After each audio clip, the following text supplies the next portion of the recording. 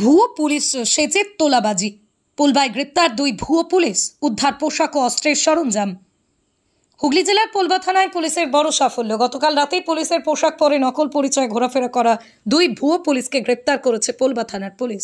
আজ সকাল 10:30টায় পোলবা থানায় এক বিশেষ সাংবাদিক সম্মেলনে ডিএসপি ডিএনডি প্রিয়ব্রত বক্সী জানান, ধৃতদের নাম সৌমদীপ সাঁতরা, বয়স 28, বাড়ি বলাগড়, এবং প্রতাপ ঘোষ, বয়স 34, বাড়ি তালান্ডু মালিপাড়া। পুলিশের তরফে জানানো হয়েছে তাদের কাছ থেকে উদ্ধার করা হয়েছে পুলিশের পোশাক, পিস্তল রাখার খাপ, দুটি মোবাইল ফোন, গুলি রাখার ব্যাগ।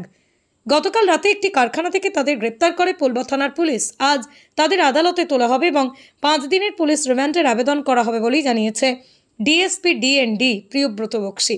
পুলিশের প্রাথমিক অনুমান, দীর্ঘদিন ধরেই ভুয়ো পরিচয়ে দুই অভিযুক্ত বিভিন্ন এলাকায় সক্রিয় ছিল। তদন্তের মাধ্যমে খতিয়ে দেখা হচ্ছে এর পিছনে আরও কেউ জড়িত আছে কিনা। হুগলির পোলবা থেকে প্রবীর বসুর রিপোর্ট, ক্রাইম বেঙ্গল। ধরে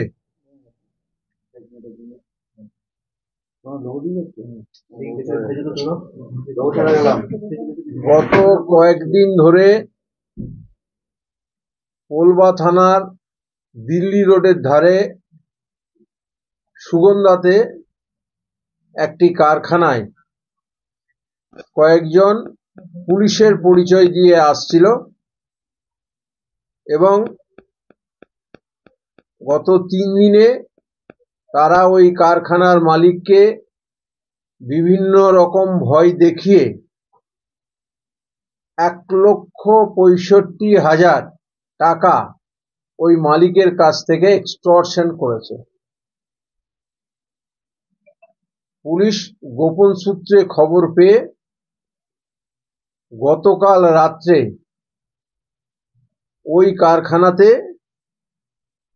যখন ওই দুই ব্যক্তি আসেন এবং মালিকের কাছে বিভিন্ন ধরনের হুমকি বলে টাকা নেওয়ার চেষ্টা করছিল, সে সময় সেখানে হাজির হয় এবং তাদেরকে আটক করে। আটক করার পর তাদের কাছে পুলিশের ড্রেস, রিভলভার রাখার পাউচ, গুলি রাখার যে ছোট্ট ব্যাগ থাকে সেটি এবং কয়েকটি মোবাইল পাওয়া যায়। পুলিশ আটক করে থানায় আনে এবং ওদের জিজ্ঞাসাবাদ করে জানা যায় যে ওদের একজনের নাম সৌমদীপ সাঁতরা, যার বলাগড়ে বাড়ি, 28 বছর বয়স। অপর একজন প্রতাপ ঘোষ, 36 বছর বয়স, বাড়ি তালান্ডুতে, মগরা থানার তালান্ডুতে। এই দুই ব্যক্তি এর আগেও আরো বিভিন্ন জনের কাছে পুলিশ পরিচয় দিয়ে টাকা এক্সটর্শন করেছে। আমরা ওই দুই ব্যক্তির বিরুদ্ধে স্পেসিফিক কেস করে